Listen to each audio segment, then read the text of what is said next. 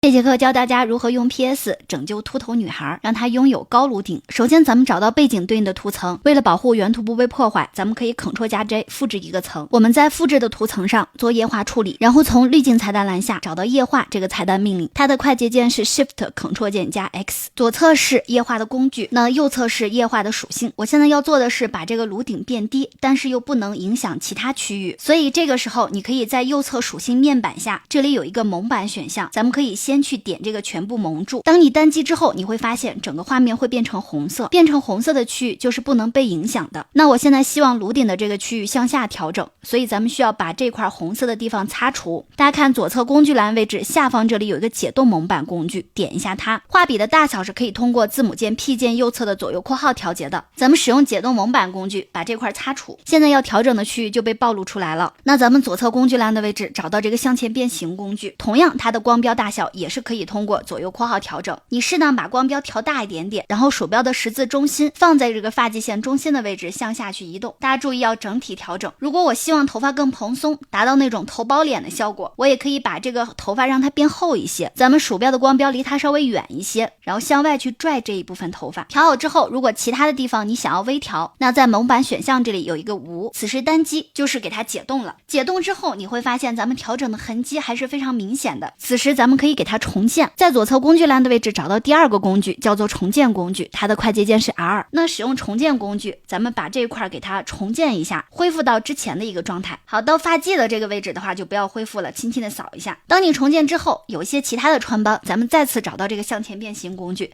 再去調整一下。鼠標的光標調大一點點，我放在它枕骨的這個位置，咱們再向外拽一下，讓它的頭型更圓更飽滿。現在發現這個人下頜骨有點突出，你可以光標調大一點點，咱們再往內收一下這一部分，然後把它的這個下頜線再往上提一提。可以使用這個工具把這個脖子也調得細一些。當然你也可以使用向前變形工具微調一下，比如說我們看右側的這個眼睛有點腫，那麼眼頭位置雙眼皮有一些寬，所以你這個時候可以適當的把畫筆調小，然後往內推一下。調好之後回車鍵確定。咱們現在來看一下調整之前與調整之後。以上就是一鍵擁有高颅頂的方法，你學會了嗎？